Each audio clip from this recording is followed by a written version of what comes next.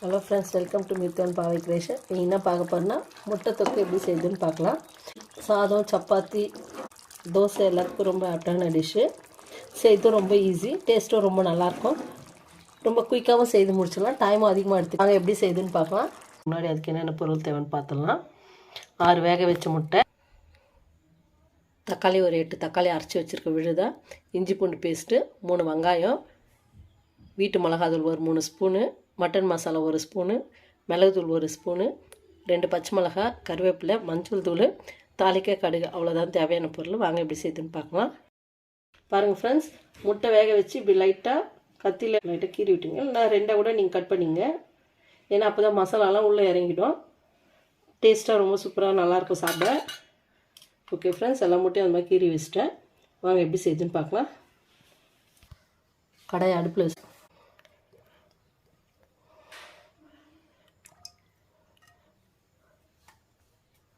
முட்டை தொக்குக்கு கொஞ்சம் எண்ணெய் ஜாஸ்தி இருந்தால் கூட நல்லாயிருக்கும் ஃப்ரெண்ட்ஸ். டேஸ்ட்டு ரொம்ப சூப்பராக இருக்கும். எண்ணெய் விட்டுக்கணும். எண்ணெய் காய்ச்சது கடுகு சேர்த்துக்கலாம்.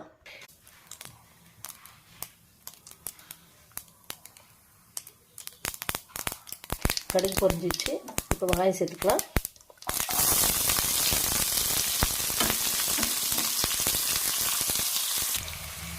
கொஞ்சம் வெங்காயம் வதங்க உப்பு சேர்த்துக்கலாம் ஃப்ரெண்ட்ஸ்.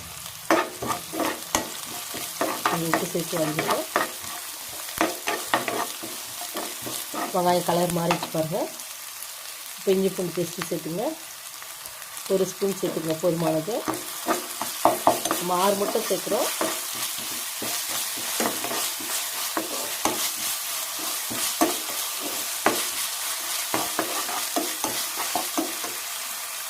இப்போது ஃபயர் கொஞ்சம் ஸ்லோவாக வச்சுக்கோங்க.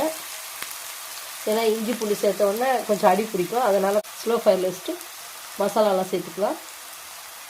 மஞ்சள் தூள், நான் வீட்டு மிளகாத்தூள் தான் சேர்க்குறேன்.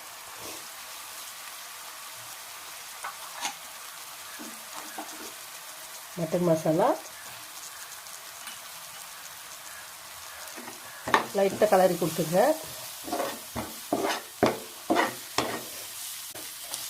ஏன்னா கொஞ்சம் மசாலாலாம் எண்ணெயிலே ஃப்ரை பண்ணோம்னா கொஞ்சம் பச்சை வாசனை சீக்கிரம் போயிடும். பாருங்க, இது நல்லா கலந்து வந்துடுச்சு. கொஞ்சம் எண்ணெய் கூடுதலாக இருக்கும் தான் அடியும் பிடிக்கல. இஞ்சி பூண்டு பேஸ்ட்டு போட்டுக்கோங்க, டக்குன்னு அடி பிடிச்சிடும். இப்போ தக்காளி விழுது சேர்த்துக்கலாம்.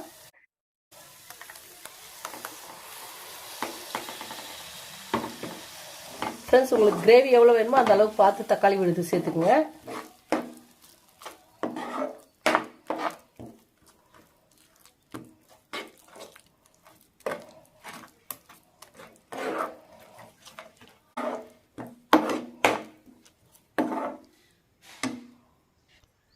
தக்காளி நறுக்கி வச்சுருக்கோம்.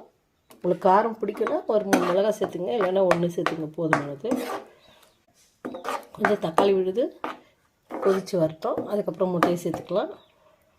ஃப்ரெண்ட்ஸ், ரொம்ப ஈஸியான ரெசிபி இது. முட்டை தொக்கு ரொம்ப ஈஸியாக செய்யலாம். அதே சமயம் டேஸ்ட்டும் ரொம்ப சூப்பராக இருக்கும். தக்காளியோட பச்சை ஸ்மெல்லாம் போட்டோம். ஒரு 5 நிமிஷம் ஆகும். அதுக்கப்புறம் பார்க்கலாம். ஒரு 5 மினிட்ஸ் ஆயிடுச்சு ஃப்ரெண்ட்ஸ்.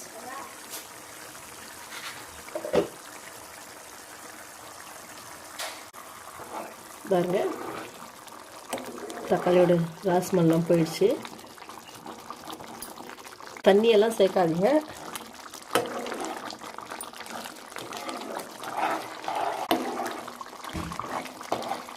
நல்லா குழம்பு கொதிச்சு வந்துடுச்சு. இப்போது முட்டை சேர்த்துக்கலாம்.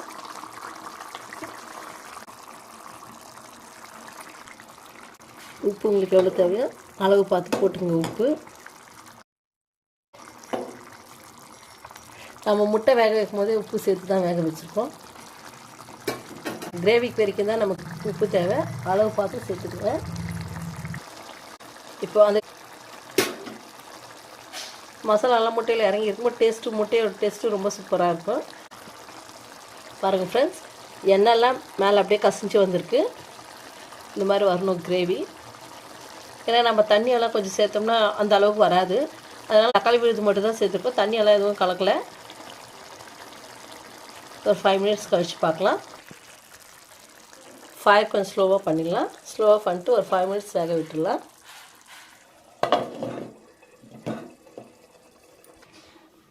ஃபைவ் மினிட்ஸ் ஆகிடுச்சுங்க ஃப்ரெண்ட்ஸ். பாருங்கள், கிரேவி ஓரளவுக்கு நல்லா சுண்டி வந்துருச்சு. இப்போ கொத்தமல்லி, பெப்பர் தூவிடலாம்.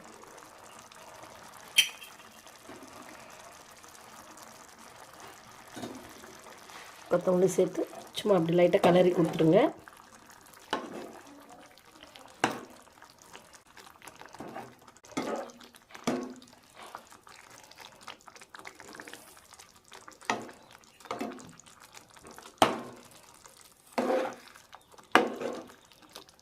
பாருங்கள் ஃப்ரெண்ட்ஸ், சூப்பரான முட்டை கிரேவி ரெடி ஆகிடுச்சு.